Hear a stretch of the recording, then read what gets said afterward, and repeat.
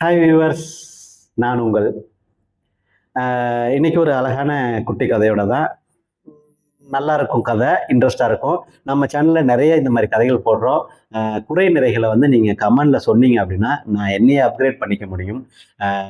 சின்ன சின்ன கதைகளாக இருந்தாலும் நம்மளுடைய பெரிய வீடியோஸ் எதுவுமே அந்த அளவுக்கு போக மாட்டேங்குது. ரெண்டாவது என்னன்னா, நீங்கள் மனசு வச்சிங்கன்னா ஒரு கதை மில்லினியராகவும் ஆகலாம், ஒரு கதை மினிமமாகவும் ஆகலாம். சரி வாங்க கதைக்குள்ளே போயிடுவோம். ஒரு குருவி வந்துட்டு தன்னுடைய கூடு கட்டுறதுக்காக வேண்டி ஒரு மரத்துக்கிட்ட போய் கேட்டிருக்குது. அப்போ அந்த மரம் சொல்லியிருக்குது, என்னோட இடத்துல நீ கூடு கட்டாத, உனக்கு நான் இடம் தர முடியாது அப்படின்னு சொன்ன உடனே, வேண்டாம் வேற மரத்துல போயிட்டு நீ கேளு அப்படின்னு சொன்ன உடனே இந்த குருவி அந்த மரத்தை பார்த்துட்டு கோவமா பார்த்துட்டு போயிடுச்சு.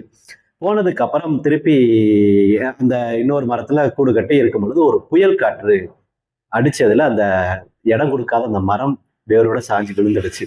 அப்ப சாஞ்சு விழுந்ததுக்கு அப்புறம் அந்த குருவி வந்து இந்த மரத்தை பார்த்து ஏளனமா சிரிச்சிருக்குது. சிரிச்சுக்கிட்டே சொல்லியிருக்கு, நீ எனக்கு இடம் தராதனாலதான் நீ வேரோட கீழே விழுந்து கிடக்குற பாத்தியா அப்படின்னு ஏளனமா சிரிக்கும் பொழுது அந்த குருவி அந்த மரம் சொல்லியிருக்குது, என்னோட வேர்கள் பழுதடைஞ்சு எப்ப விழுவோன்னு தெரியாம இருந்துச்சு, அதனாலதான் உனக்கு நான் இடம் கொடுக்கல, அதனாலதான் வேற ஒரு மரத்திட்ட போய் நீ கேளுன்னு சொன்னேன் அப்படின்னு சொன்ன உடனே இந்த குருவி வந்து தன்னைத்தானே நினைச்சு வருந்துச்சான். ஏன் அப்படின்னா, இந்த கதையோட டீட்டெயில்ஸ் என்ன அப்படின்னா, யார் ஒருத்தவங்க நமக்கு நல்லது செய்யறாங்களோ அவங்க கண்ணுக்கு தெரிய மாட்டாங்க. ஏன் அப்படின்னா, அப்படி தெரிஞ்சிச்சு அப்படின்னா நம்ம அவங்கள வந்து தப்பா நினைச்சுதான் பார்ப்போம். இதுதான் இந்த கதையோட மாரல் ஆஃப் ஸ்டோரி. இன்னொன்னு, நம்ம யாரையும் எப்பவுமே தப்பா நினைக்க கூடாது. ஒருத்தவங்க நமக்கு உதவி செய்யலைன்னா அவங்க நமக்கு நல்லது செஞ்சிருக்காங்கன்னு நினைச்சிட்டு நம்ம நகர்றதா அழகு, சந்தோஷமும் கூட.